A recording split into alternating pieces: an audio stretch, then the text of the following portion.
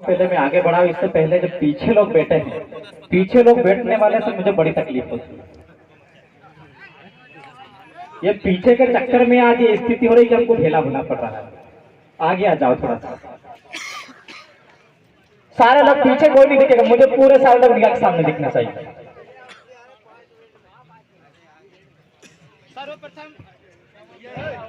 Hello, generator की व्यवस्था, light भी काट सकते हैं, मेरी वाणी को सुनकर लोग। सर्वप्रथम इस राजा बरारी को, धरती को नमन। और इतना शानदार लड़ झगड़ कर मुझे यहाँ पर बुलाया सरपंच साहब और जिला सदस्य साहब के लिए जोरदार ताली आप लोगों से कहना चाहता हूं। इस मंच में बैठे समस्त हमारे अतिथि, उन सभी का हृदय से धन्यवाद। हमारी माताएं बहनें और इस कार्यक्रम के आन बान शान समस्त क्षेत्र की जनता जनार्दन को मैं नतमस्तक होकर नमन करता हूं। साथियों, बड़ा दुख है, दर्द भी है, बयां भी करूंगा आप सभी लोगों के बीच में। लेकिन आज हम जिस भगवान महिषासुर की स्थापना के लिए आए हैं, पहले तो मैं स्पष्ट करना चाहता हूं, महिषासुर एक ही है। आप लोग ये गलत फहमी में ना रहे और प्रशासन को बता दे, क्योंकि हम लोग हमारे पूर्वज का नाम तुम्हारे दबाव की कंडीशन में, किसी कंडीशन में हम चेंज नहीं करेंगे। तुमसे जितनी ताकत लगे उतनी लगा लो। साथियों, जब हम लोग आज से हजारों साल पहले, जब भगवान महिषासुर, भैंसासुर कहते हैं हम लोग, कोई भाषा में महिषासुर बोलते, कोई भैंसासुर बोलते, जब इस देश के अंदर आर्य है तो उस पराक्रमी भैंसासुर भगवान ने हमारी रक्षा की और आर्यों से लड़ते लड़ते उनको भगाया। लेकिन और उसकी वजह से हम लोग, जब हमारे पूर्वज गांव के अंदर जाते थे या फिर जमीन तोड़ते थे, तो वहां पे एक बड़ा सा टोला लेकर भगवान महिषासुर की स्थापना कर देते थे, ताकि वो हमारी और हमारे गांव की रक्षा कर। सही है। लेकिन अफसोस और दुर्भाग्य की बात यह है कि जिस भगवान ने हमारी वर्षों वर्षों से रक्षा करते आए हैं, हम लोगों ने उनकी ठीक तरीके से रक्षा नहीं। तकलीफ इस बात की है, आज लोग बात कर ट्रैक्टर से खींच के, वो लोग भड़वे लोग बोलते हैं कि ट्रैक्टर में आ गया तो उछड़ गया। 3 क्विंटल का पत्थर कैसे बता ट्रैक्टर में आ गया होगा? गानू समझ करेगा कि आदिवासी लोगों को हम भी जानते हैं कानून और किस प्रकार से कुछ होता है। हमको छूटे समझने गलत फहमी मत करे। साथियों, जब उन्होंने यहाँ से खींच कर नदी में फेंका, घसीट कर, आदिवासी इतना कमजोर नहीं है। जिन लोगों ने हमारे भगवान को घसीट कर बांध कर फेंका, हम लोग उनको घसीट कर बांध कर फेंकने की क्षमता रखते। कमजोर मत समझते किसी भी कंडीशन में हमको।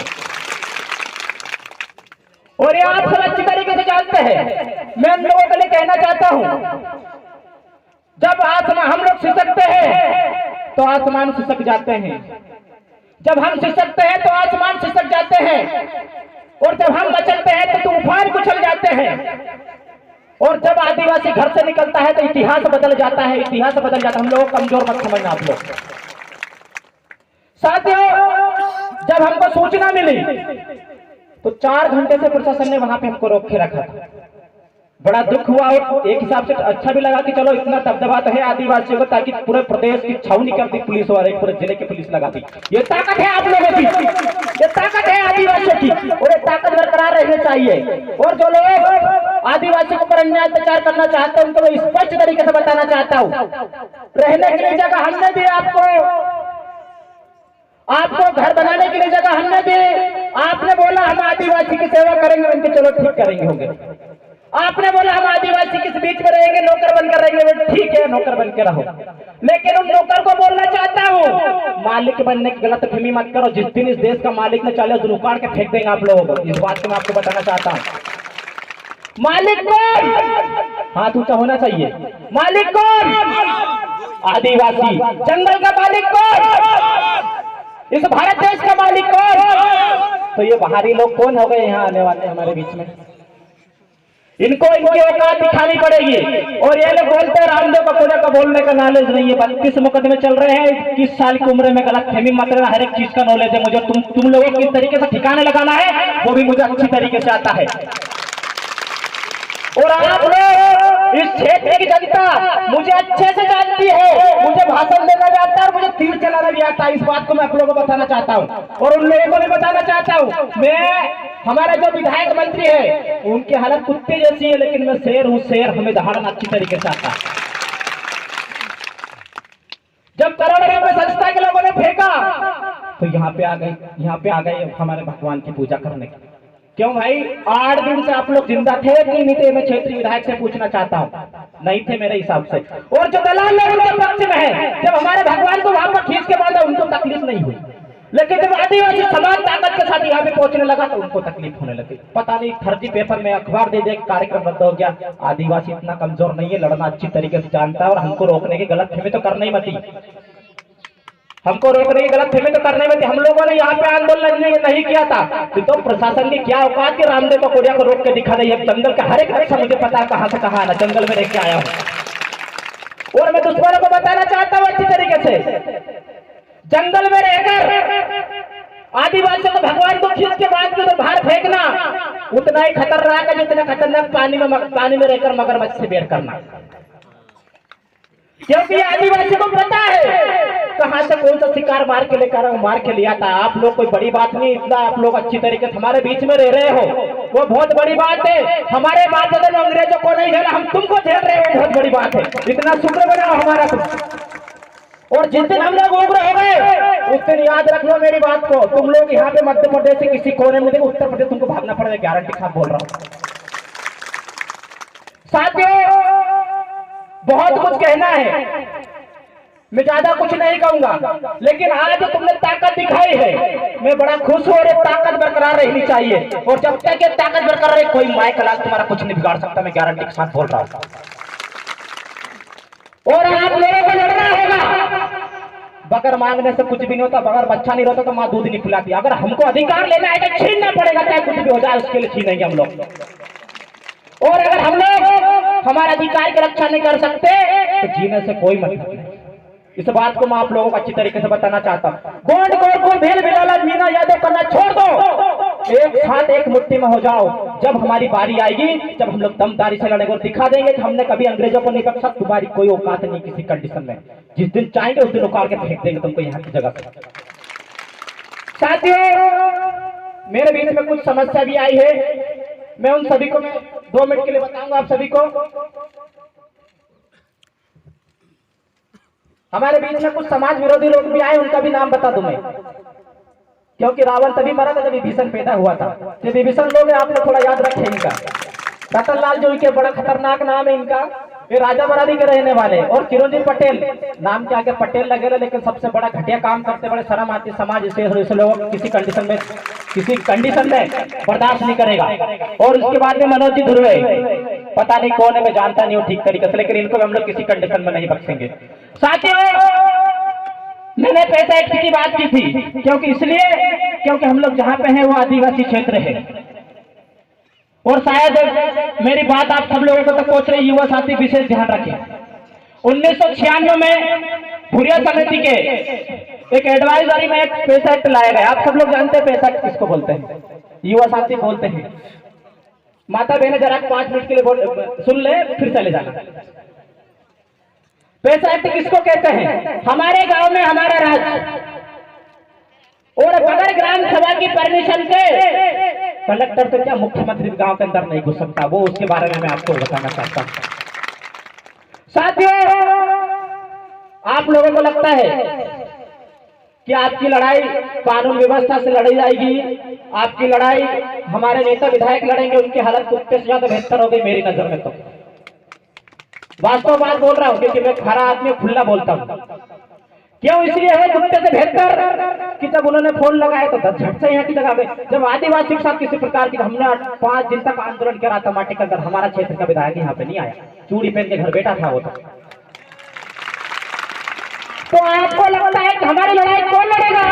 आपको लगता है कि हमारी लड़ाई कानून की व्यवस्था लड़ेगी? गलत फहमी मत रहना। अरे मैंने जजों को बिकते देखा, सुप्रीम कोर्ट के जज तक बिक जाते हैं, तो ये तो कोई बड़ी बात नहीं है। आपको अगर अधिकार बचाना है तो लड़ना पड़ेगा, और अगर आवश्यकता पड़ती है, हम लोग अभी तक संविधान के दायरे में लड़ते आए भाई, मैं तो खुला बोलता हूँ, हम लोग संविधान के दायरे में लड़ते आए, संविधान में अच्छा खासा नौलो ढंग के है। और जिस दिन हमने तीर उठा ली उस दिन हम लोग संविधान को कहीं नहीं समझे। फिर याद रखना हमारी बात अच्छी तरीके से।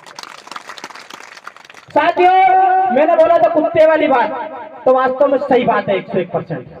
क्योंकि जब हमारे साथ गलत होता तो हमारे जनप्रतिनिधि कुछ भी नहीं करते, लेकिन जब इनके तलवे चाटने वाले लोग ऊपर से फोन लगाते कि आप जाओ वहां पे उनके भगवान की पूजा करना, बोलो कि हाँ, दौड़े दौड़े चले आते। लेकिन आदिवासी बोलता है तो नहीं आते, क्योंकि और गलती से अगर वो लोग हमारी आवाज भी उठा लेते तो ऊपर से फोन आ जाता है, संजय बाबा तेरे को आदिवासी हक की बात नहीं करना, नहीं तो तेरा अगली बार टिकट नहीं काट देंगे, हम लोग टिकट नहीं देंगे तरफ। ये वास्तव की हालत है। और ये टिकट के चक्कर में आदिवासी की बात नहीं उठाते, चुपचाप होकर बैठ जाते, क्या ऐसा नहीं होगा अगली बार मेरा टिकट कट जाए। और उनको मैं स्पष्ट तरीके से बताना चाहता हूँ, वोट देने वाला आदिवासी, सीट आदिवासी, और जिस दिन आदिवासी सोच लिया उस दिन तुमको विधायक तक तुम चपरासी में नहीं बन सकते, गारंटी के साथ में लिख के दे रहा हूं। देने वाले हम लोग, सीट हमारी, मेहनत हमारी, फल कोई दूसरा खाता है। ये चीज बर्दाश्त नहीं करेंगे। साथियों, पैसा एक्ट के बारे में आप लोगों के बीच में बात करना चाहता था। पैसा एक्ट हुर्रियत समिति के एडवाइजरी में 1996 में एक बिल पास हुआ, जो विधानसभा, लोकसभा और राष्ट्रपति के पास से पास हुआ, उसको बोलते हैं पैसा एक्ट। और पैसा एक्ट हमारे जो जितू भाई ने बोलिया, मैं तो मामा बोलते हैं, मेरे को बड़ी शर्म आती है मामा बोलने में।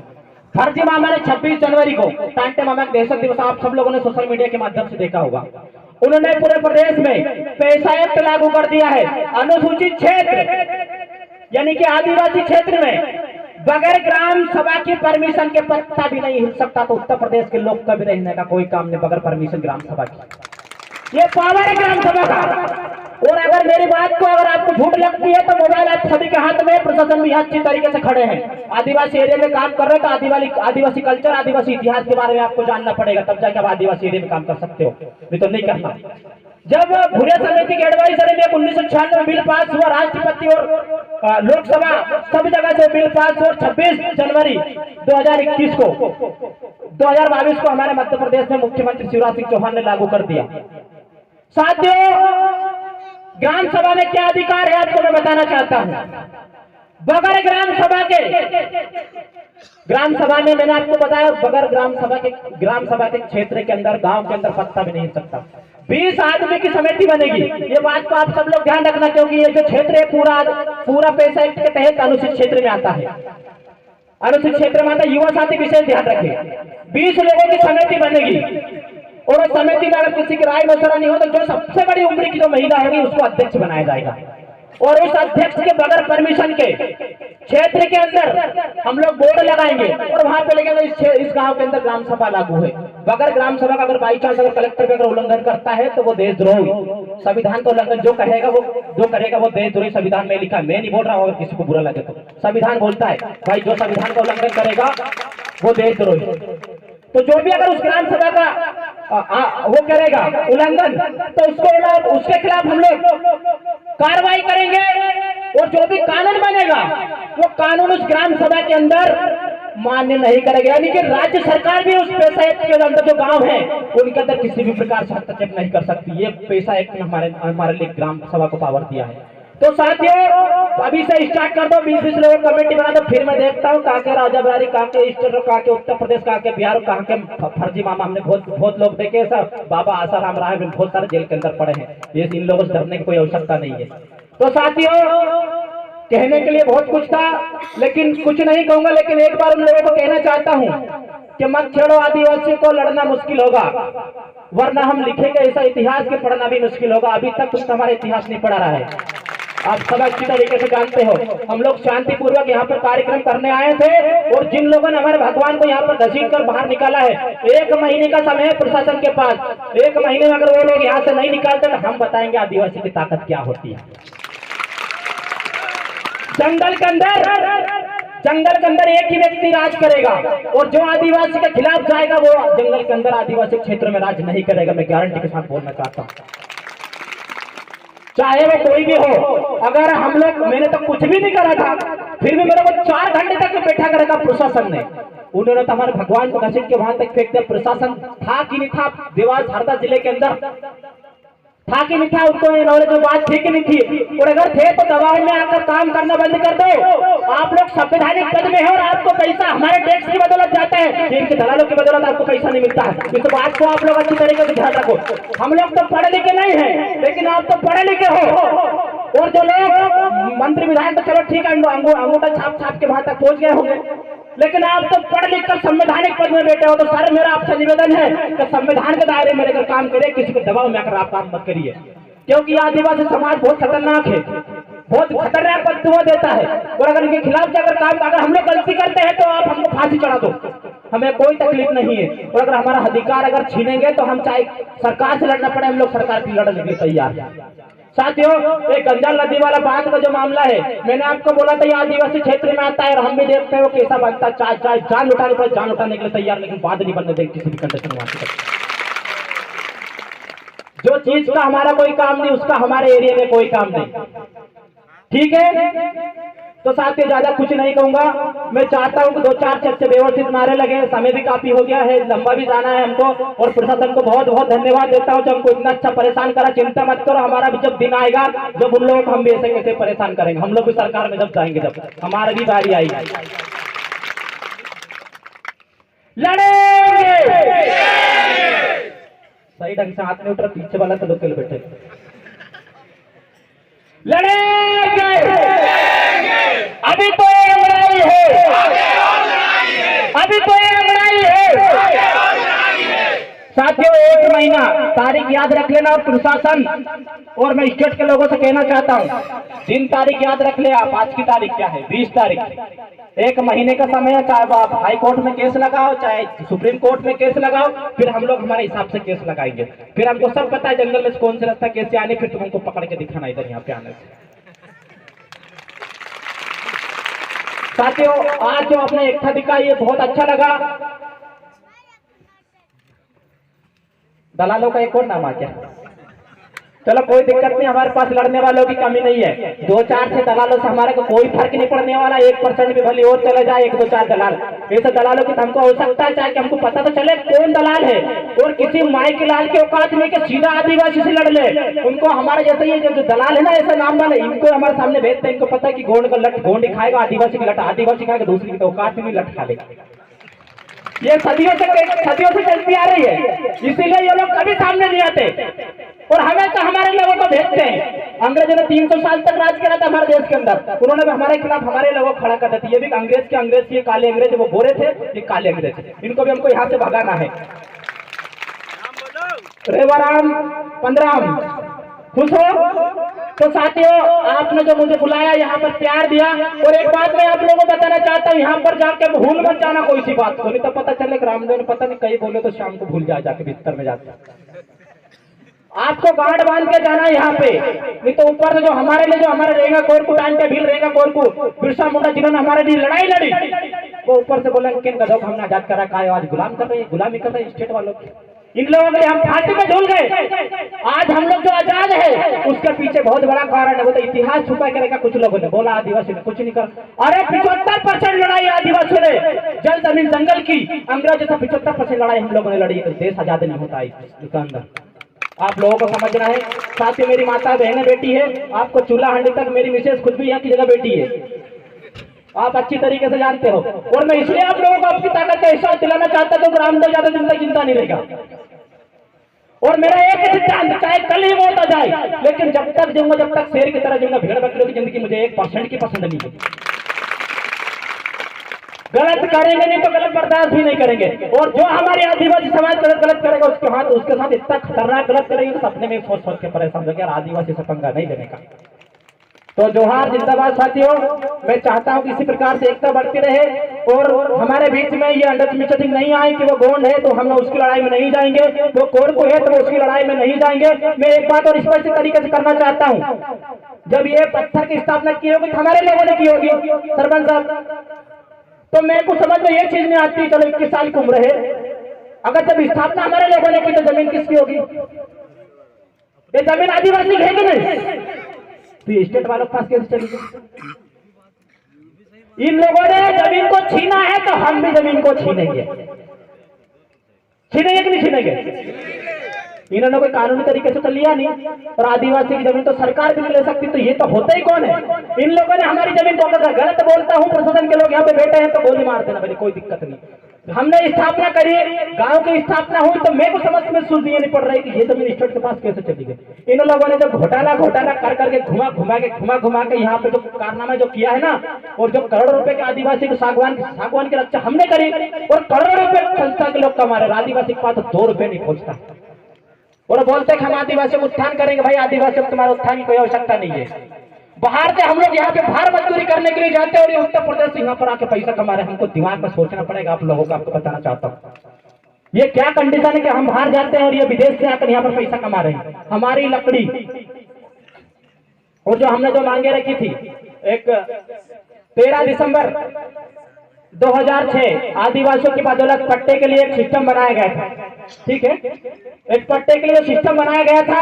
मैं आप सब लोगों को बताना चाहता हूँ प्रशासन देगा नहीं देगा हमको कोई दिक्कत नहीं है, लेकिन जो आदिवासी 2006 से पहले जमीन पर काबिज है उसके लिए अगर मर मिटने के लिए तैयार मिटेगा, लेकिन उनको पट्टे दिलवा कर किसी भी कंडीशन में आप लोग सब बात बांट दो, क्योंकि ये अधिकार है हमारा। और ये अधिकार शिवराज सिंह हरजी ने नहीं दिया है। इस अधिकार के लिए दिल्ली तक हमको बंद करना पड़ा था। हजारों की तादाद में, लाखों की तादाद में आदिवासी ने दिल्ली का घेराव कर कब्जा किया। कानून पास हुआ था, ये हमारा अधिकार है, हम इसे कोई नहीं छीन सकता। हमको हम लोग पट्टे लेकर रहेंगे। आप सब लोग योग कहना चाहता हूँ, आप सब लोग लिस्ट बनाइए गाँव की, जितने भी लोग 2006 से पहले जमीन भूमि पर खूबी काबिज है उनको हम लोग पट्टे दिलाएंगे, छीन के दिलाएंगे, छाती पर चढ़ के ले लेंगे, चिंता मत करो साथियों।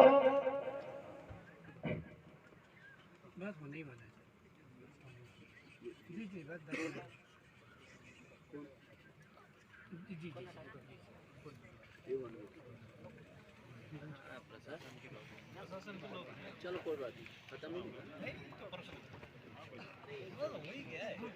चिंता मत करो, ये संस्था का कारनामा तो बहुत सारे हैं और आप हमको ज्ञापन भी देंगे तो उसको कोई दिक्कत नहीं है, क्योंकि छोटी मोटी चीज तो चलती रहती है। उनका पूरा ही पत्ता साफ करेंगे हमारा तो पूरी समस्या एक साथ हल हो जाएगी, कहीं दिक्कत नहीं है ज्ञापन देने से।